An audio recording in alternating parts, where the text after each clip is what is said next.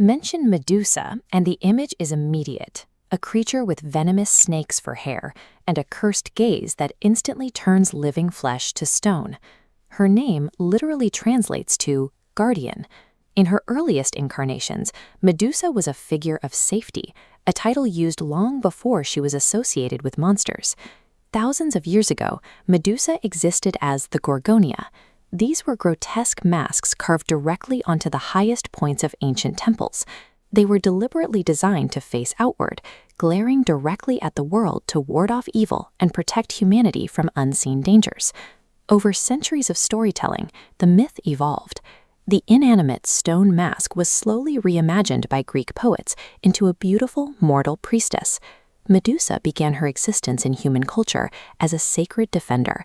That legacy of protection was only corrupted much later by the myths that made her famous. The tragedy of Medusa starts with the god Poseidon. As the brother of Zeus, Poseidon held immense power over the seas and earthquakes, and he developed a lecherous obsession with the mortal Medusa. Fleeing his advances, Medusa sought sanctuary inside the sacred temple of the goddess Athena. Poseidon ignored the holy boundaries, followed her inside, and assaulted her right there in the temple. Athena was furious that her temple had been desecrated, but instead of punishing her uncle Poseidon, she directed her wrath entirely at the victim. Athena cursed Medusa, transforming her hair into venomous serpents to ensure she would be forever isolated from humanity. Athena was navigating a rigid divine hierarchy. Poseidon was a brother to Zeus. A direct confrontation between the two risked a catastrophic war of sky and sea. It was simply safer to destroy an innocent mortal woman than to challenge a god who could level cities with a flood. In the amoral reality of Greek mythology, the gods found it easier to sacrifice a victim's humanity than to hold a powerful deity accountable. Exiled and transformed, Medusa lived in isolation until she was dragged back into the crosshairs. King Polydectes of Seriphos orchestrated a deadly quest, sending a young man named Perseus to bring back the Gorgon's head. Perseus began his mission with ruthless intelligence gathering.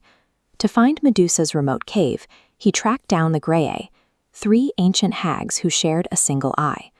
Perseus ambushed them, stealing their eye and extorting them for the location. The gods outfitted Perseus with an overwhelming arsenal. He received winged sandals for flight, a magical Cabyssus bag to safely hold the head, the Hades helmet for invisibility, a highly polished shield from Athena, and an indestructible adamantine sword from Hermes. Compare that level of divine firepower to the reality of his target. Medusa was not a rampaging army. She was one isolated, mortal woman living in a remote cave. Perseus is rarely depicted as an underdog when you look at the facts. He was executing a heavily sponsored, perfectly equipped stealth assassination. Perseus infiltrated the Gorgon's cave in Tartessus.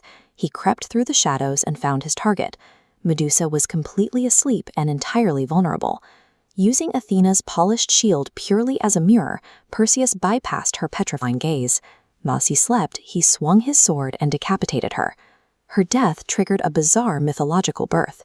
From Medusa's severed, bleeding neck sprang 2 children fathered by Poseidon, the winged horse Pegasus and Chrysaor, a man wielding a golden sword. As Medusa's immortal sisters woke up in a rage, Perseus hastily shoved the dripping head into his magical bag, slipped on the Hades helmet of invisibility, and escaped untouched. The defining heroic moment of Perseus's myth is the butchering of an unresisting, sleeping victim who posed no immediate threat to him or anyone else.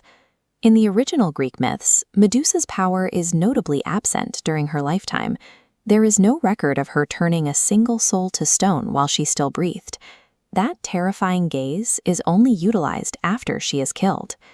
As Perseus flew home over northern Africa, drops of Medusa's blood fell onto the Libyan sand, immediately spawning a deadly race of vipers. Perseus then used her severed head as a weapon of mass destruction. When the Titan Atlas refused him hospitality, Perseus petrified him, creating an entire mountain range from the Titan's stone body. Arriving in Ethiopia, Perseus rescued Princess Andromeda by flashing the head to instantly petrify Cetus, a massive sea monster sent by Poseidon. Finally, Perseus arrived home. He marched into the court of King Polydectes, pulled Medusa's head from the bag, and turned the treacherous ruler to solid rock. Medusa never chose to use her deadly curse. It was the hero who unleashed it upon the world, transforming a tragic victim into an immortal superweapon. With his enemies defeated, Perseus returned his borrowed divine gear, and he surrendered Medusa's severed head to the goddess Athena. Athena took the head of the woman she had cursed and permanently mounted Medusa's face directly onto the front of her own shield, the Aegis. That image endured for centuries. Across the Roman Empire, Medusa's face was carved on shields, laid into mosaic floors, and built into architecture as a talisman against evil. Medusa began as an ancient protective mask, was cursed and murdered by the gods, and finally returned to her original purpose. She ended her story exactly where it began, an eternal, petrifying guardian serving the very beings who destroyed her.